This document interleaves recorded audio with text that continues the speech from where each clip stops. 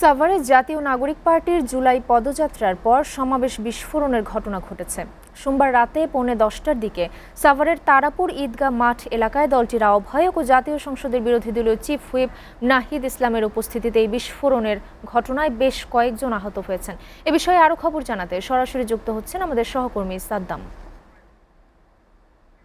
সাদ্দাম, গতকাল এনসিপির জুলাই পদযাত্রার পর সমাবেশ বিস্ফোরণের ঘটনায় আহতদের কি অবস্থা? প্রতিবাদে কি তারা কোনো ধরনের প্রতিবাদ করেছে কিনা জানাবেন।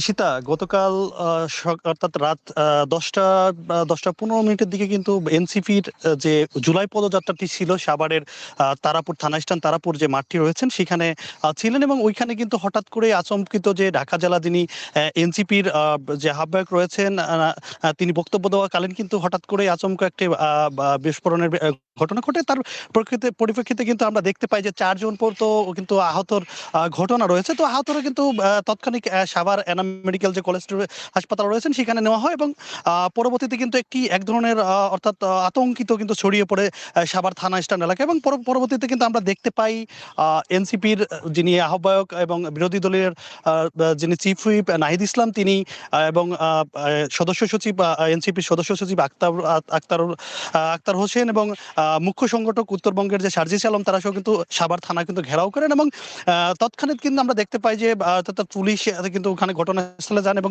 ঘটনাস্থলে ছিলেন, এবং পরবর্তীতে কিন্তু এই ঘটনা এখন পর্যন্ত অজ্ঞাতনামায় কিন্তু মামলা হয়েছে, এবং 3 সদস্য কমিটি গঠন করা হয়েছেন এনসিপির পক্ষ থেকে, এবং জুলাই যোদ্ধারা রয়েছেন এবং এনসিপির যারা দায়িত্ব রয়েছেন তারা কিন্তু 3 সদস্যের কমিটি গঠন করেছেন। পাশাপাশি তাদেরকে যে মামলা করানো হয়েছে, এবং পাশাপাশি এখন পর্যন্ত আমরা যতটুকু জানতে পারি সীতা, এখন পর্যন্ত 2জনকে আটক করেছে পুলিশ, আমরা এমন তথ্যটি কিন্তু পেয়েছি। তবে সর্বশেষ যদি বলা যায় যে আহত যে যারা রয়েছেন তাদের কিন্তু এনাম মেডিকেলে নেওয়া হয় এবং তাদেরকে চিকিৎসাধীন অবস্থায় রাখা হয়েছে, এবং বড় ধরনের কোনো ঘটনা ইনজুরি কিন্তু ঘটেনি। তবে রাতে আমরা ডাক্তারদের সঙ্গে কথা বলেছি, ডাক্তার যেমনটা জানিয়েছিলেন, ডিউটিরত ডাক্তার যেমনটা জানিয়েছিলেন যে আমাদের যে ঘটনাস্থল অর্থাৎ যারা রয়েছেন তাদেরকে অস্ত্রোপচার করা হয়েছে, তবে আশঙ্কা মুক্ত রয়েছে সবাই। তবে সব মিলে